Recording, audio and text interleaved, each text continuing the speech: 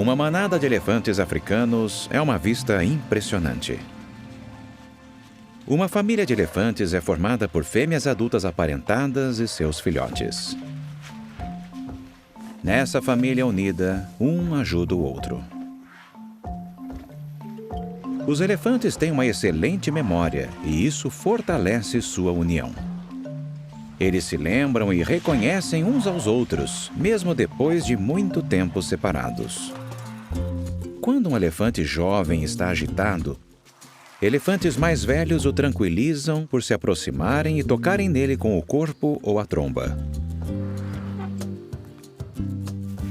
Se um elefante está fraco ou ferido, outros elefantes tentam ajudá-lo a se levantar e a ficar de pé. Os elefantes mais jovens aprendem com os mais velhos técnicas de sobrevivência, como encontrar comida e água. Em períodos de seca, a manada talvez tenha que viajar longas distâncias para encontrar água.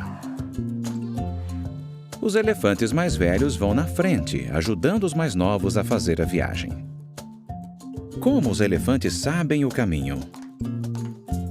Os elefantes mais velhos se lembram por décadas dos lugares onde já encontraram água, mesmo que esses lugares estejam a quilômetros de distância. Então, eles ensinam para a geração mais jovem onde ficam esses lugares. A família também oferece proteção contra predadores. Quando atacado, um elefante pode avançar contra o inimigo usando como arma as presas, a tromba e os pés.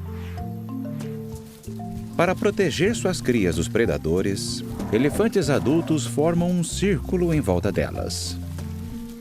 Se um membro da manada é gravemente ferido, outros elefantes, incluindo os mais jovens, corajosamente vêm em sua defesa.